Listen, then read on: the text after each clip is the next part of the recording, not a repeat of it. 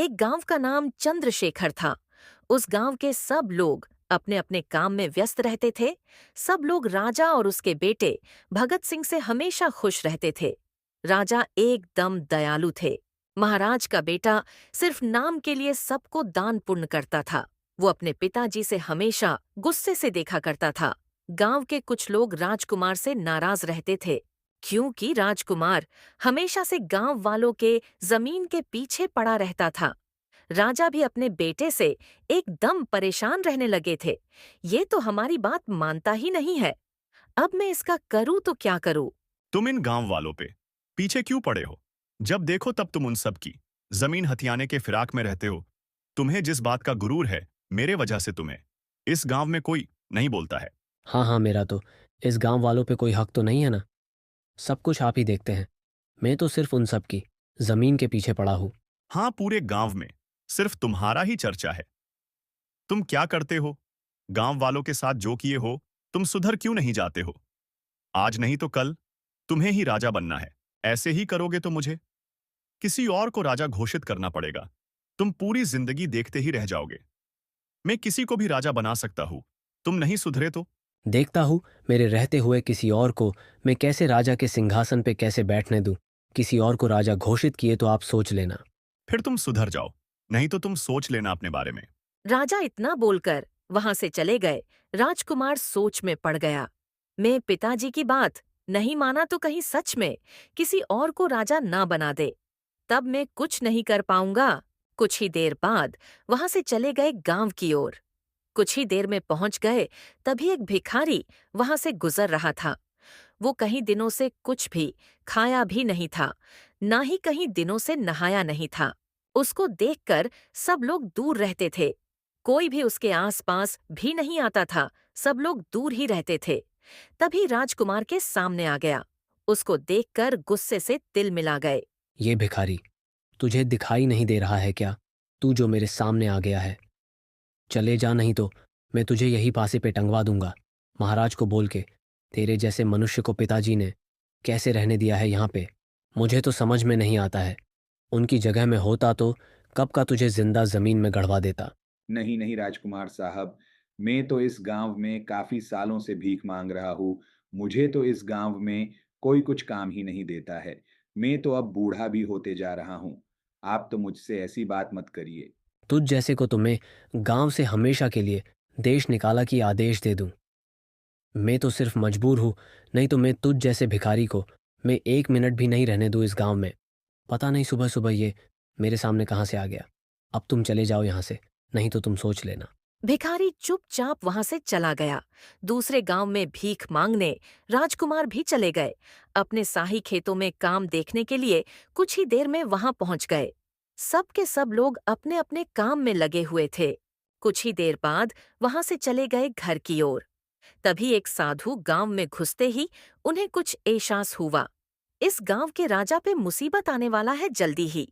कुछ ही देर बाद साधु बाबा आगे बढ़ते गए।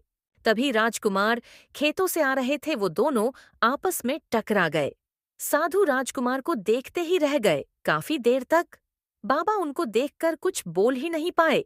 एक दूसरे को वो दोनों काफी देर तक देखते रह गए। बाबा, आपको दिखाई नहीं दे रहा है क्या? आप मुझसे जो टकरा गए हैं, मैं चाहूँ तो तुम्हें यहीं पे सूली पे चढ़ा दूं। तुम्हें मालूम है मैं कौन हूं। नहीं बेटा, मैं तो जल्दी में था, लेकिन मुझे तो आपका धक्का लगा। उल्टा आप मुझ पर चिल्ला रहे हो। गलती तो आपकी है। आप तो कहीं और देख रहे थे। मैं तो सीधा ही चल रहा था। आप मुझे सिखाएंगे किसकी गलती है? मैं इस राज्य का राजकुमार हूं। आज तक सब लोग मुझसे डर के रहते हैं। कोई भी मेरे आगे नहीं आता है। बेटा, तुम एक ना एक दिन तुम्हारा गरुड़ जरूर टूटेगा। उस दिन तुम्हें समझ में आएगा मैंने कितनी बड़ी गलती की है। इतना बोलकर साधु बाबा वहां से चले गए गांव की ओर। कुछ ही देर बाद राजकुमार भी वहां से चले गए महल की ओर। राजकुमार काफी गुस्से से जा रहे थे। रास्ते में जाते हुए सोचते जा रहे थे, बाबा ने मुझे ऐसा क्यों बोला? कुछ देर और रुके होते तो आज मैं इनको नहीं छोड़ता। कुछ ही देर में महल पहुंच गए। आज तुम इतने गुस्से में क्यों हो? कहीं तुमने किसी के साथ कुछ किया तो नहीं है ना? नहीं पिताजी, मैंने आज किसी को भी कुछ नहीं बोला हूं। साधु बाबा मिले थे, मुझे आज गलती से मैं उनसे टकरा गया। हम दोनों में बहस होने लगी। तभी उन्होंने मुझे बोला, बेटा तुम एक ना एक दिन बहुत पछताओगे। बेटा वो बाबा कौन थे? तुम्हें ऐसा क्यों बोले उन्होंने? मुझे नहीं पता पिताजी, ऐसा क्यों बोले वो मेरे को। मन कर रहा था मैं उनको फांसी पे टांग दूं उस बूढ़े बाबा को। साधु बाबा को ऐसा नहीं बोलते बेटा। उन्होंने जो बोला है सोच और समझ के कुछ तो बोला होगा ना। तुम्हें उनसे माफी मांग लेनी चाहिए थी। मैं माफ़ी मांगू उस बाबा से? मेरे इतने बुरे दिन भी नहीं आए हैं जो मैं हर किसी से माफ़ी मांगता रहूं पिताजी। राजा की बात नहीं माना, अपने कमरे की ओर चला गया। राजा सोच में पड़ गए वो बाबा कौन थे जो राजकुमार को ऐसा बोले हैं। इसका मतलब क्या है, मुझे पता लगाना ही पड़ेगा, जल्द ही कहीं देर न हो जाए। कुछ ही दिनों में पूरे गांव पे मुसीबत आन पड़ी सभी के घरों में। कुछ ही दिनों में राजा भी अपने एक गुरु से पूछने लगे। राजगुरु बाबा, आप बताइए मेरे बेटे पर कौन सी मुसीबत आने वाली है? उसे एक बाबा ने बोला है। राजगुरु बाबा सोच में पड़ गए। मुझे तो कुछ आता भी नहीं है, मैं इन्हें कहाँ से बताऊं। मैं तो आज तक इन्हें ठगते आ रहा हूँ। जितना भी सच बोला हूँ उसे मैंने ही करवाया है। मुझे तो कुछ आता भी नहीं है। मैं तो आज बुरी तरह ही फंस सा गया हूँ। अब मैं करूँ तो क्या करूँ? महाराज को मैं क्या बोलूँ? बाबा आप कहाँ सोच में पड़ गए? जल्दी से बताओ मुझे, कोई उपाय कर सकूं जल्द ही। हाँ राजा जी, मैं आपको जल्द से जल्द बताता हूँ राजकुमार पे कौन से मुसीबत आने वाली है। मन घड़त कहानी बना के बताने लगा राजा को।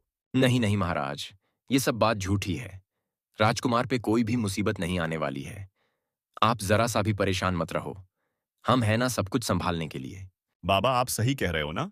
मेरे बेटे पर कोई परेशानी तो नहीं है ना? मेरा इकलौता औलाद है और कोई वारिश भी नहीं है। फिर आगे इस राज्य का क्या होगा बाद में? महाराज आपको क्या मालूम, मैं यही तो चाहता हूँ राजकुमार पर कोई बहुत बड़ी मुसीबत आए। मैं ये सब राजपाट ले लूं धोखे से, तुम्हें पूरी जिंदगी कारागार में डाल दूं। हमेशा के लिए मेरे बस चले तो मैं आज ही तुम दोनों को मार करके इस राज्य का राजा बन जाऊं। नहीं नहीं महाराज, आप जरा सा भी परेशान मत रहो। मैं क्यों बैठा हूँ इस सिंहासन पे, कुछ भी हो मैं सब देख लूंगा। राजगुरु से बात करके वहां से चले गए अपने कमरे की ओर। राजगुरु सोचने लगे, काश ऐसा हो जाता तो राजकुमार की मौत हो जाती, मैं इस राज्य का राजा बन जाता, किसी को मुझ पर शक भी नहीं होता। राजकुमार को मारने के लिए मैं जल्द ही कुछ न कुछ करता हूँ। राजकुमार को मारकर सारा इंजाम उस बाबा पे डाल दूंगा। महाराज को मैं बोल दूंगा कि उस बाबा ने राजकुमार को मार दिया। राजा गुरु से बात करके उनको लगा परेशानी खत्म हो गई, लेकिन राजा को आभास नहीं हो रहा था आगे जाकर उनके साथ बहुत बड़ा अनर्थ होने वाला है। उनको जरा सा भी कुछ भी नहीं मालूम है आगे जाकर उनके बेटे पर कितनी बड़ी मुसीबत आने वाली है। राजा साहब बेखौफ पड़े हुए थे। बाबा एक जंगल में बैठकर साधना में लीन थे। उनके साथ में एक चिड़िया भी थी जो सब पर नजर रखती थी। कौन कौन जंगल में आते और जाते थे सब पर। एक दिन जंगल में एक आदमी आ रहा था, तभी चिड़िया आवाज देने लगी। मैं तुम्हें नहीं जाने दूंगी जिंदा यहाँ से। इधर उधर देखने लगा उसे, कुछ भी समझ में नहीं आ रहा था। कौन है, कहाँ से बोल रही है? तुम कौन हो? कहाँ से बोल रही हो? मेरे सामने आवो। मैं एक चुड़ैल हूँ, अब मैं तुम्हें मार के रहूंगी। तुम्हें यहाँ नहीं आना चाहिए था, ये जंगल सिर्फ मेरा है। नहीं नहीं, तुम मुझे नहीं मार सकती हो। मैंने तुम्हारा क्या बिगाड़ा है? मैं तो बस जंगल में लकड़ियां बिनने को आया था। मैं आज से और अब से इस जंगल में नहीं आऊंगा। तुम मुझे जाने दो। मैं तुम्हें कैसे जाने दूं? कई दिनों से मैं कुछ भी नहीं खाई हूँ, अब मैं तुम्हें खाकर अपना पेट भर लूंगी। तभी श्याम डर के मारे जल्दी से भाग गया अपने घर की ओर। उधर चिड़िया उसको डराकर खुश हो गई। आज मैंने उसे डरा दिया, आगे से वो कभी भी नहीं आएगा। यहाँ पर मेरे गुरुदेव का लीन भंग हो जाता तो। तभी बाबा लीन से बाहर आए, चिड़िया को खुश देखते रह गए। क्या हुआ रानी, तुम आज इतनी खुश क्यों लग रही हो? मैंने आज एक आदमी को डरा दिया, वो यहाँ से भाग गया। आज से वो कभी भी इस जंगल में नहीं आएगा। तुमने बहुत बड़ी गलती की हो। वो बेचारा अपने परिवार के लिए इस जंगल में आया था, तुमने उसे डराकर भगा दिया। ठीक है गुरुजी, आगे से ये सब नहीं होगा। रानी बाबा को झूठ बोलकर एक जगह वो बैठ गई। कुछ दिनों के बाद फिर एक आदमी आया जंगल में, उसे भी वैसे ही डराकर भगा दिए करती थी। ऐसे ही कई दिनों तक चलता रहा। जो कोई आता था उसे डरा कर भगा दिया करती थी। गांव के कुछ लोग महाराज के पास गए, जंगल में जो हुआ उसे बताने लगे। सब लोग उस चुड़ैल से परेशान रहने लगे। तभी वहां पे राजकुमार आए। क्या हुआ पिताजी?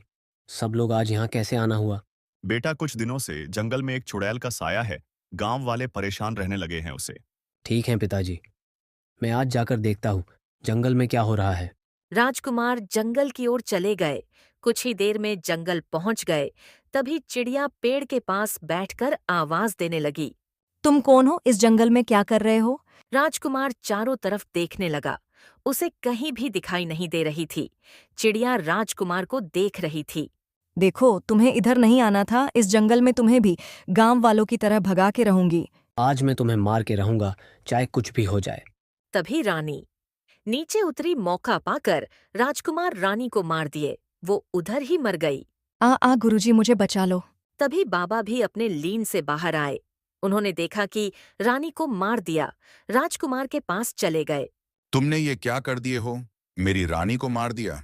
अब मैं तुम्हें श्राप देता हूं ताकि तुम भी चिड़िया बन जाओगे। तब तुम्हें मालूम होगा किसी का दर्द। नहीं नहीं बाबा, मुझे श्राप मत दो। आपकी रानी ने सारे गांव वालों को डरा के रखती थी। मुझसे गलती से हो गया ये, अब आगे से नहीं होगा हमसे। बाबा ने राजकुमार की बात नहीं मानी, उसे श्राप दे दिया। वो चिड़िया के भेष में हो गया। बाबा, ये आपने क्या कर दिया? अब मैं अपने पिताजी से कैसे मिलूंगा? इसका कोई उपाय तो होगा इस श्राप से छुटकारा पाने के लिए। हाँ, एक उपाय है जो आपके पिताजी को करना है। कठिनाइयों से भरा पड़ा है। क्या करना पड़ेगा बाबा? जल्दी से आप हमें बताइए। सर्पों का एक गांव है।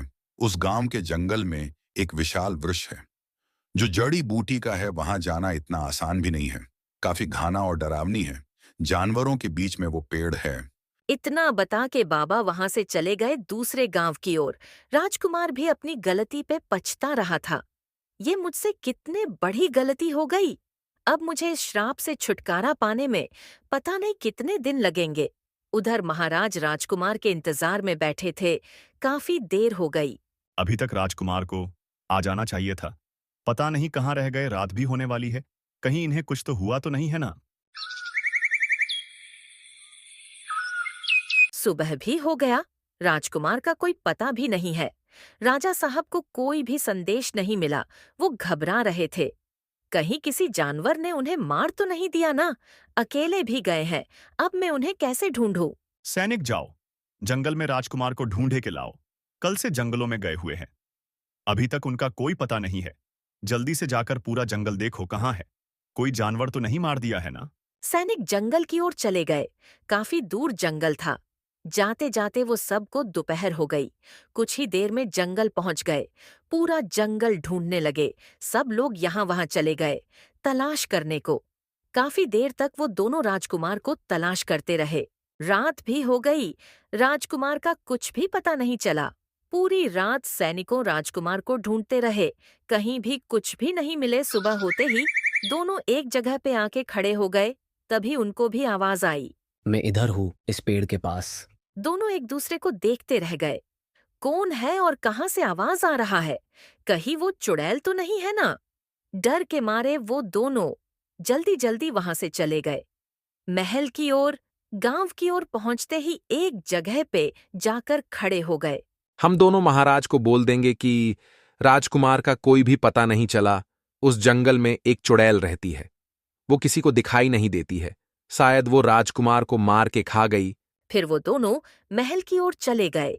कुछ ही देर में राजा के पास पहुंच गए। महाराज, हमें राजकुमार कहीं भी नहीं दिखाई दिए। हमने पूरी रात राजकुमार को ढूंढे, कहीं भी पता नहीं चला। उस जंगल में एक चुड़ैल है जो दिखाई नहीं देती है। शायद राजकुमार को उस चुड़ैल ने मार दिया कहीं, तभी राजकुमार हमें नहीं मिले। ऐसा मत बोलो। राजकुमार को कुछ भी नहीं हो सकता। मैं उस चुड़ैल को खत्म करके रहूंगा। तभी गुरु बाबा की बात याद आ गई। उन्होंने बोला था, राजकुमार पे कोई भी खतरा नहीं है। आप परेशान मत रहो। जाओ, आप गुरु बाबा को बुला के लाओ। सैनिक चले गए। बाबा को बुलाने को। वो गांव के एक किनारे रहते थे। कुछ ही देर में उनके पास पहुंच गए। बाबा, आपको महाराज ने बुलाया है महल में, बहुत जरूरी काम है। बाबा घर से बाहर आए। सैनिक को देखते रह गए। क्या हुआ? महाराज ने मुझे इतनी जल्दी आने को क्यों बोले हैं? क्या आपको कुछ मालूम नहीं है क्या राजकुमार के बारे में? क्या हो गया राजकुमार को? राजकुमार कल से नहीं मिल रहे हैं, पता नहीं उन्हें क्या हो गया है। जंगल में गए थे चुड़ैल को खत्म करने को, अब उनका पता ही नहीं चल रहा है। ये सब बात सुनकर मन ही मन में मुस्कुराए। चलो, अब चैन की सांस ले सकता हूँ। अब मैं महाराज को मारकर मैं इस राज्य का राजा बन जाऊंगा। सब लोग मेरे गुलाम होंगे। ठीक है, आप चलो, मैं अभी आता हूँ कुछ समय में। सैनिक वहां से चले गए। महल की ओर कुछ ही देर बाद बाबा भी महल की ओर चले गए। थोड़े ही समय में पहुंच गए। महाराज की जय हो। क्या हुआ महाराज, आपने मुझे इतनी जल्दी क्यों बुलाया है? बाबा कल से राजकुमार जंगल में गए थे, वो अभी तक लौट के नहीं आए हैं, पता नहीं कहाँ चले गए। आप परेशान मत रहो, राजकुमार को कुछ भी नहीं होगा, आ जाएंगे जल्दी ही। तभी महाराज को राजकुमार की बात याद आ गई, जो उन्होंने बोला था उस बाबा के बारे में। कहीं वो सच तो नहीं हुआ ना? गुरुदेव बाबा ने बोला था राजकुमार को कुछ भी नहीं होगा। कहीं ये हमसे झूठ तो नहीं बोले हैं ना? आपने बोला था राजकुमार पे कोई भी मुसीबत नहीं आने वाली है, फिर ये कहाँ से आ गया? फिर आप मुझसे झूठ बोले हो। नहीं महाराज, मैंने आपको एकदम सही बोला है। मैं आपसे कभी झूठ बोला हूं क्या?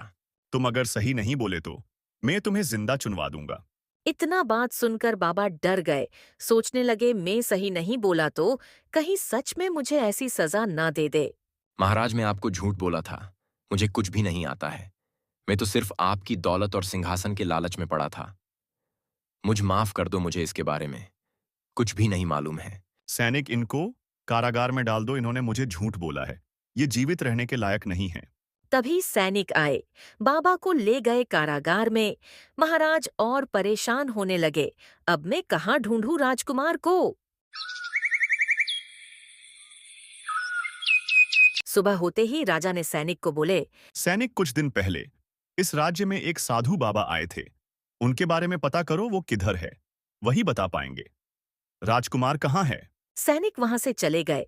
बाबा को ढूंढने को गांव में पहुंचकर हर जगह तलाश करने लगे। काफी दूर तक चले गए। तभी उसे एक बाबा पेड़ के नीचे बैठे हुए थे। सैनिक ने सोचा कि ये हो सकते हैं, शायद ये वही बाबा है जिसे मैं ढूंढ रहा हूँ। चलकर इनसे पूछता हूँ। कुछ ही देर में बाबा के पास चला गया। बाबा, आप कुछ दिन पहले आप हमारे राज्य में आए थे क्या? क्या हुआ बेटा? तुम ऐसे क्यों पूछ रहे हो? कुछ बात है क्या? इतने परेशान भी लग रहे हो।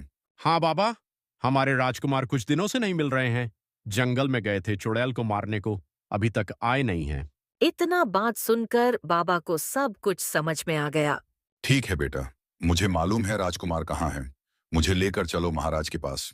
फिर वो दोनों चले गए महाराज के पास। कुछ ही देर में महल में पहुंच गए। महाराज की जय हो। क्या हुआ महाराज, आपने मुझे ऐसा क्यों बुलाया है? कुछ दिन पहले आपने राजकुमार को कुछ बोला था, तुम पर एक मुसीबत आने वाली है। वो कौन सी मुसीबत है, हमें भी बताए। हाँ महाराज, मैं क्यों नहीं बताऊं आपको। राजकुमार से एक बहुत बड़ी गलती हो गई है, इसलिए मैं उन्हें श्राप दिया हूं। वो एक चिड़िया बन गए हैं। इतना सुनकर महाराज को विश्वास नहीं हुआ। उनके पैरों तले जमीन खिसक गई। बाबा, ये आपने क्या किया? वो इस राज्य का अगला राजा होने वाला है, अब मैं उसे कैसे श्राप से बाहर निकालूं? उसने मेरे रानी को मार दिया। गुस्से से मैंने उसे श्राप दे दिया। उसका एक उपाय है जो आपको ही करना है, उसे कोई और नहीं कर सकता। क्या उपाय है बाबा? जल्दी से बताओ हमें, हमारे बेटे को वापस जो लाना है। ठीक है महाराज, आपको सर्पों के राज्य में जाकर वहां उस जंगल में एक पेड़ है जो काफी घना है।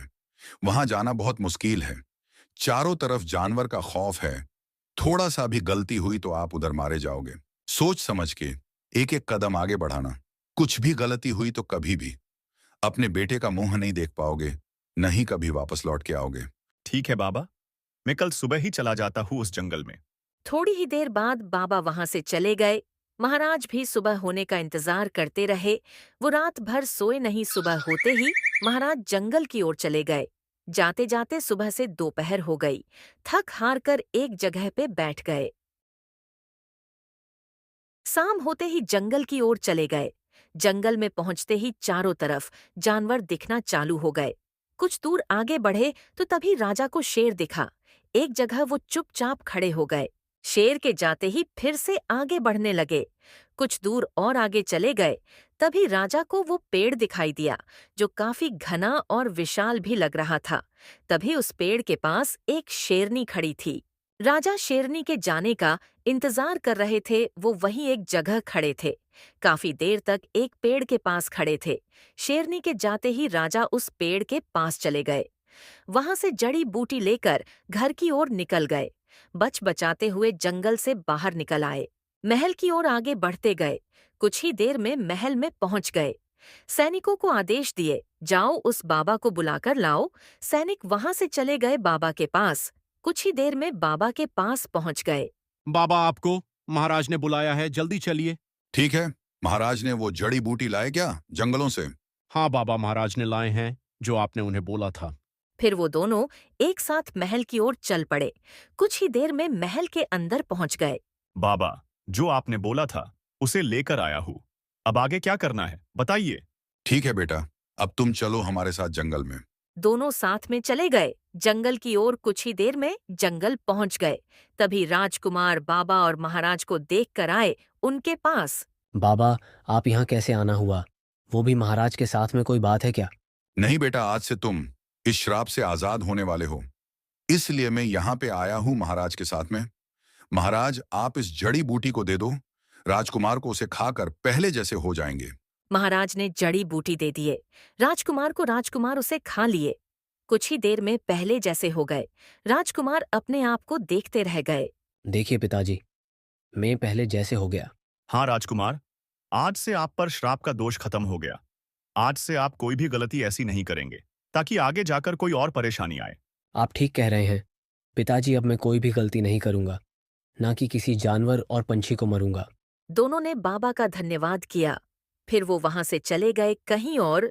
महाराज और राजकुमार भी महल की ओर निकल गए।